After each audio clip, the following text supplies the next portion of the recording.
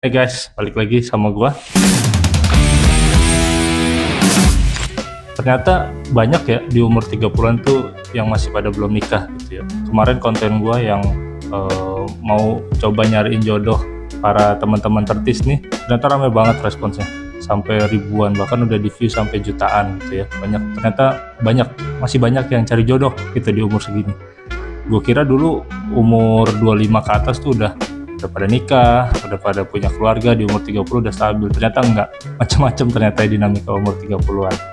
Tapi ini bukan cuma karena pengalaman gue ya, tapi ini memang data statistik gitu ya, ini fakta gitu ya.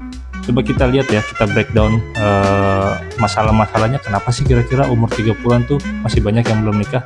Nih ya, secara data memang angka pernikahan di Indonesia itu terus menurun.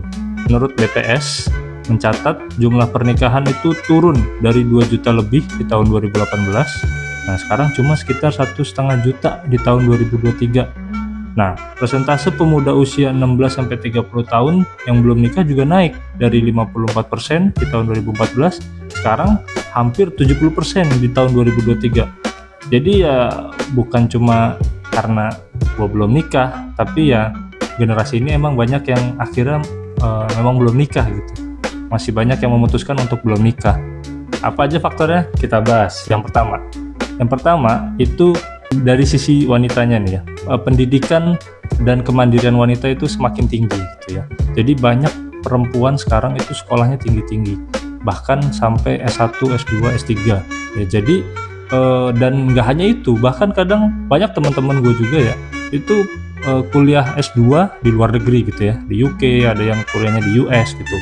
Nah, ini membuat wanita itu semakin independen gitu ya, semakin merasa ternyata gua bisa hidup sendiri, nggak terlalu menggantungkan diri pada kebahagiaan pada pernikahan gitu ya. Sehingga laki-laki nih ya jadi pada minder gitu ya, jadi laki-laki makin pada minder, nggak usah S2 deh ya gitu ya. Perempuan yang S1 aja mungkin laki-laki yang lulusan SMA itu minder gitu untuk mendekati perempuan yang lulusan S1 gitu. Jadi dan ini fenomena ini terus bertambah gitu ya. Jadi banyak wanita yang mulai punya pekerjaan yang lebih bagus, lebih stabil secara finansial, juga lebih bagus, dan memang prioritas kebutuhan keuangan perempuan sama laki-laki itu kan beda ya. Kalau laki-laki itu mungkin misalnya gaji 5 juta atau gaji 7 juta itu dia persiapannya banyak untuk mendapatkan jodoh gitu ya. Misalnya dia harus nabung, harus beli rumah, harus beli mobil apa segala macam, harus siap menafkahi perempuan gitu. Tapi kalau perempuan punya gaji 7 juta, langsung bisa main padel atau misalnya jalan-jalan ke luar negeri gitu ya. Jadi prioritas keuangannya beda. Nah, akhirnya di situ nggak ketemu tuh antara laki-laki dan perempuan. Padahal mungkin gajinya sama gitu ya. Bahkan perempuan mungkin mencari yang sepadan aja agak kurang gitu ya. Dia mau mencari yang lebih tinggi gitu ya. Mungkin secara finansial atau mungkin secara pendidikan. Maka di sini terjadi miss gitu ya, terjadi gap. Akhirnya laki-lakinya juga semakin minder karena mungkin secara finansial belum mampu gitu ya mengejar wanita yang pendidikannya tinggi atau karirnya bagus, sehingga akhirnya ya nggak ketemu nih, nggak nikah gitu ya. Itu satu. Oke, yang berikutnya, yang kedua nih ya, masalah ekonomi gitu ya. Nah, ini faktor yang sangat menentukan di kedua belah pihak, baik laki-laki atau perempuan. Sekarang kita realistis aja ya, biaya pernikahan itu mahal, apalagi tuntutan orang tua ya. Mungkin pernikahan itu kalau yang anak-anak muda zaman sekarang ya, Gen Z sekarang itu maunya nikah di KUA aja, simple. Tapi orang tuanya mana mau kayak gitu, ya kan? Orang tuanya pasti maunya ngundang orang teman-temannya, keluarga-keluarganya, supaya ya mungkin acara besar orang tua gitu ya, mensyukuri anaknya udah menikah.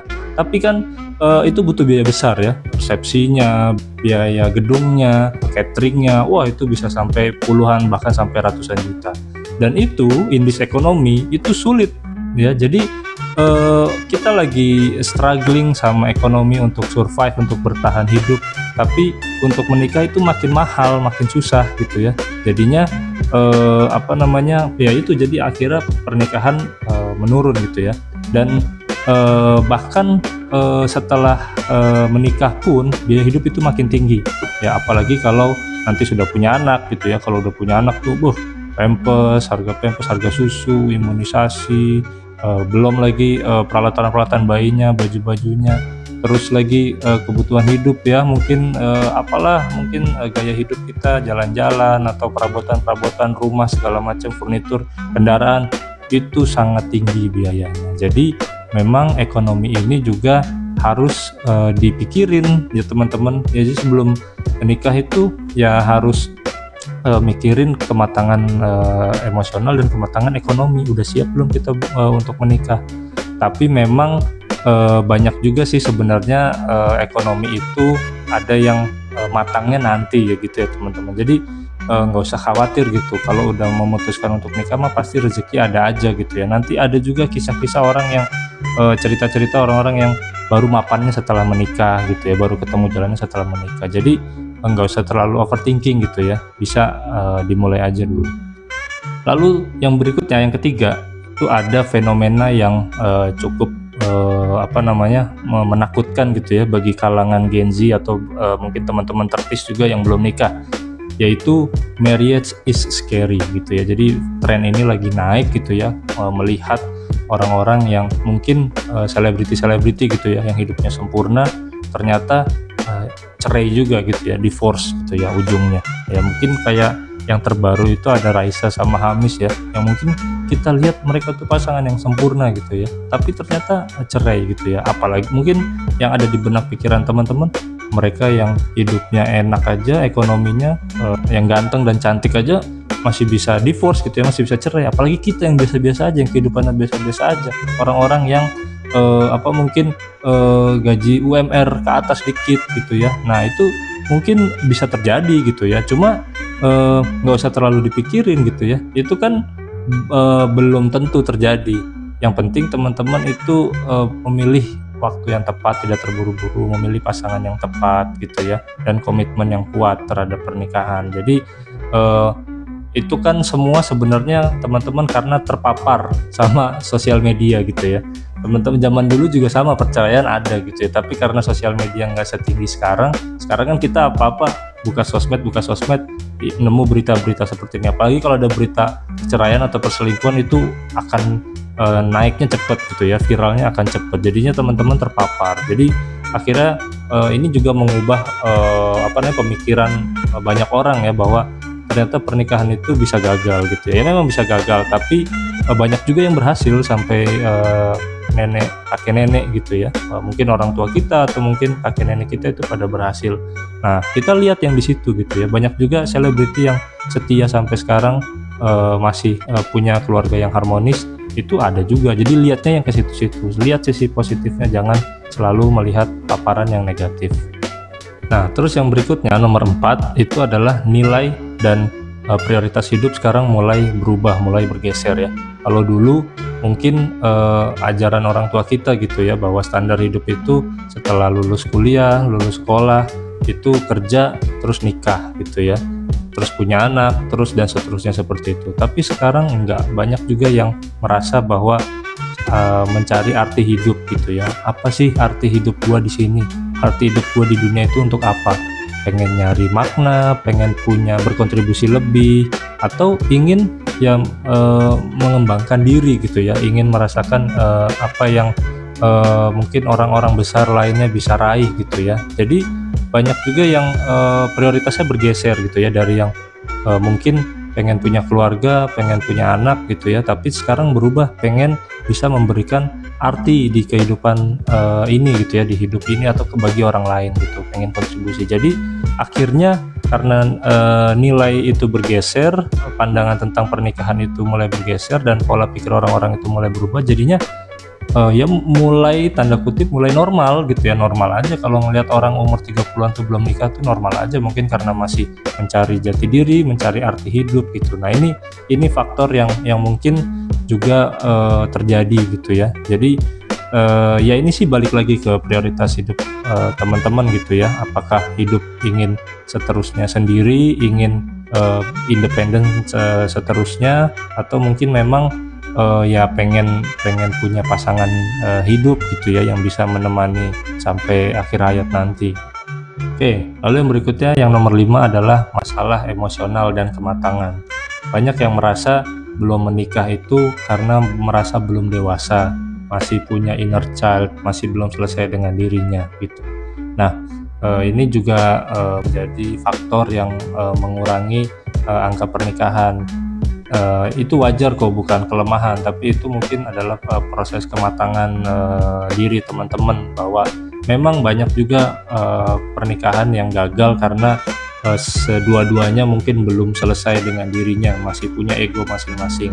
Tapi justru di pernikahan itulah sebenarnya kita belajar gitu ya, belajar mengurangi ego, belajar memahami seseorang gitu ya, belajar mengalah.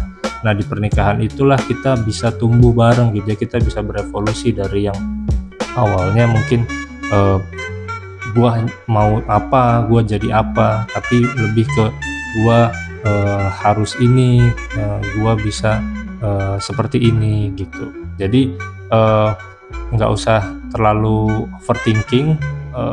Ada juga, kita tinggal cari pasangan yang tepat aja, yang mungkin bisa menerima kurang lebihnya kita gitu. Oke, yang berikutnya, faktor yang keenam adalah lingkungan dan urban lifestyle ya. Jadi teman-teman khususnya yang tinggal di perkotaan ya, itu mungkin ngerasa ya hidup tuh cepet banget, hidup buru-buru banget gitu ya. Kita tiba-tiba lulus kuliah, kerja, teman mulai berkurang gitu ya, teman mulai pada sibuk dengan urusannya masing-masing. Akhirnya lingkar pertemanan kita makin kecil, lingkungan sosial kita makin kecil, dan kita makin mulai jarang bersosialisasi dengan orang lain gitu ya.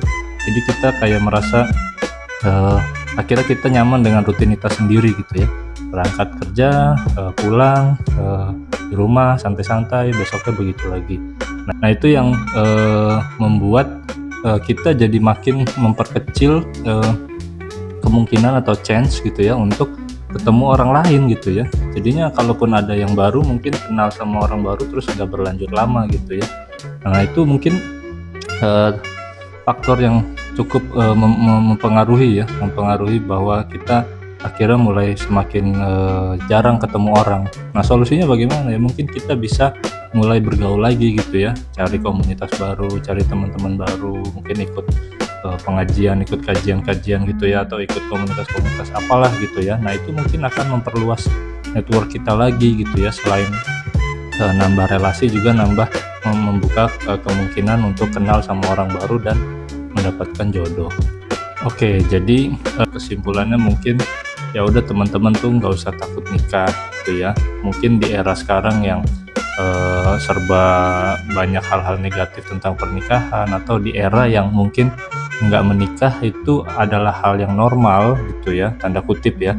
Nah itu teman-teman sih bisa lebih santai gitu ya, di umur 30-an ini belum nikah. Tetapi juga jangan menutup kemungkinan untuk hal baik gitu ya. Kalau memang ada tanda-tanda jodoh, ya dicoba aja komitmen menikah gitu ya, karena pada akhirnya juga menikah itu adalah hal yang baik gitu. Jadi teman-teman nggak usah terburu-buru, tanpa tekanan, yang penting menikahlah di waktu yang tepat dengan orang yang tepat. Semangat semua teman tertis. Oke, itu aja mungkin video kali ini. Terima kasih udah nonton, jangan lupa like, komen, dan subscribe. Thank you, bye bye.